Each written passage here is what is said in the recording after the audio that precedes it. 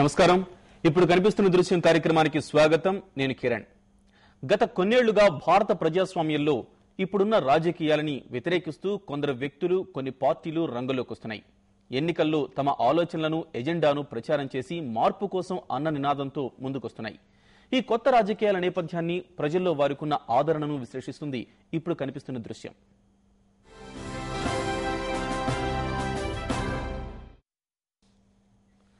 గత 60 ఏళ్లుగా మన దేశంలోని జాతీయ, ప్రాంతీయ రాజకీయ పార్టీలు ఒక సంప్రదాయక తరహా రాజకీయాలను నడుపుతూ వస్తున్నాయి. మరోవైపు చదువుకున్న మధ్యతరగతి వర్గంలో ఈ రాజకీయాల్లోకి ఒక కొత్త తరహా రాజకీయాలను ప్రవేశపెట్టాలన్న తపన, ప్రయత్నాలు మొదలయ్యాయి. దాని ఫలితమే ఎన్నికల్లో ఏదో ఒక మేరకు అవినీతి, రాజకీయాల్లో ప్రజల భాగస్వామ్యం వంటి మాటలు వినిపిస్తున్నాయి. ప్రముఖ నృత్య కళాకారిణి మల్లికా సారాభాయ్ ఈసారి ఎన్నికల్లో గుజరాత్లోని గాంధీనగర్లో అద్వానీకి వ్యతిరేకంగా పోటీలో నిలిచారు. బీజేపీ మతతత్వాన్ని వ్యతిరేకించడం తన ధ్యేయమని ఈమె అంటున్నారు. ఏబిఎన్ ఆమ్రో బ్యాంక్ భారత శాఖ అధ్యక్షురాలు మీనా సన్యాల్, దక్షిణ ముంబై నుండి బలమైన కాంగ్రెస్ యువ అభ్యర్థి మిలింద్ దేవరా, శివసేన అభ్యర్థి మోహన్ రావ్లేలను ఎదుర్కొంటున్నారు.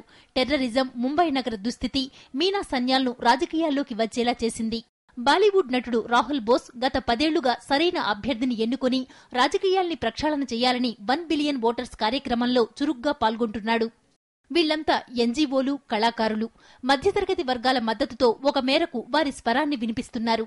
మరోవైపు ఎక్కువ సంఖ్యలో కాకున్నా అవినీతి, రాజకీయాల్లో మార్పు వంటి నినాదాలతో పుట్టిన లోక్సత్తా వంటి పార్టీలు కొత్త తరహా రాజకీయాలు అనే అంశాన్ని ప్రజల ముందుకు తెస్తున్నాయి.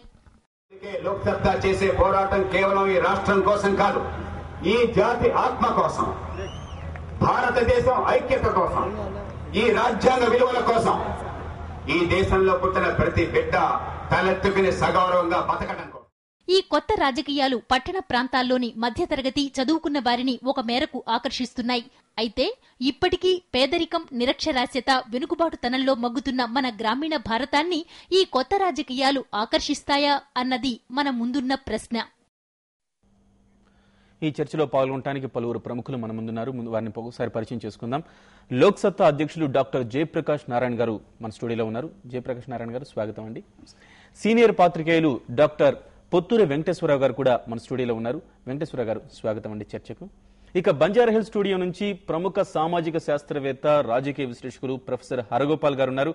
హరగోపాల్ గారు, స్వాగతం అండి చర్చకు. ఇక HMTV chief editor K Ramachandramurthy గారు కూడా మనతో పాటు ఉన్నారు. ఇక చర్చలోకి వెళదాం. జయప్రకాష్ గారు, కొత్త రాజకీయాలు అనేవి మధ్యతరగతి వారిని, యువతని, చదువుకున్న వారిని బాగా ఆకర్షిస్తున్నాయి.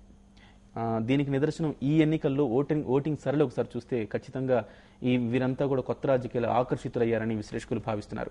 అయితే గ్రామీణ భారతాన్ని, అదేవిధంగా పేదరికంలో మగ్గుతున్న ప్రజల వద్దకు ఎంతవరకు ఈ రాజకీయాలు చేరాయి? వారి వద్దకు అసలు చేరే అవకాశం ఉందా? మీరు చాలా పొరపడుతున్నారు. కొత్త భావజాలం ఎప్పుడు కూడా మధ్యతరగతి దగ్గర ప్రారంభం కావడం ఆశ్చర్యం కాదు.